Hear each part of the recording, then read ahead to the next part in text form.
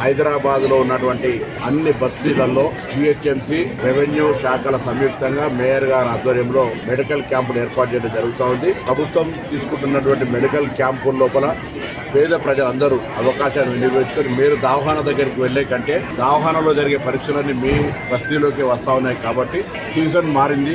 ఆషాఢ మాస బోనాలై శ్రావణ మాసం వస్తూ ఉంది. ఇటువంటి పరిస్థితుల్లో వాతావరణ మార్పుకు అనుగుణంగా వ్యాధులు కూడా ప్రబలే అవకాశం ఉంది. కాబట్టి ప్రభుత్వం కల్పిస్తున్న ఈ అవకాశాన్ని వినియోగించుకొని ఇప్పటికే 169 బస్తీ దవాఖానలో కానీ 91 ప్రైమరీ హెల్త్ సెంటర్లలో కానీ లేదా 11 స్పెషాలిటీ ఆసుపత్రులే కాక ఈ విధంగా 30 ప్రాంతాల్లో హైదరాబాద్లో ఉన్నటువంటి ఏరియా లోపల డిప్యూటీ కమిషనర్స్ జోన్లో నర్సర్స్ దృష్టిలో పెట్టుకొని అక్కడ కూడా బస్తీల్లో స్లమ్స్లో ఇతర లొకాలిటీలో పబ్లిక్ ఎక్కడ అవసరం అనుకుంటే అక్కడ ఈ యొక్క మెడికల్ క్యాంపులు మెగా మెడికల్ క్యాంపులు ఏర్పాటు చేస్తున్నాం.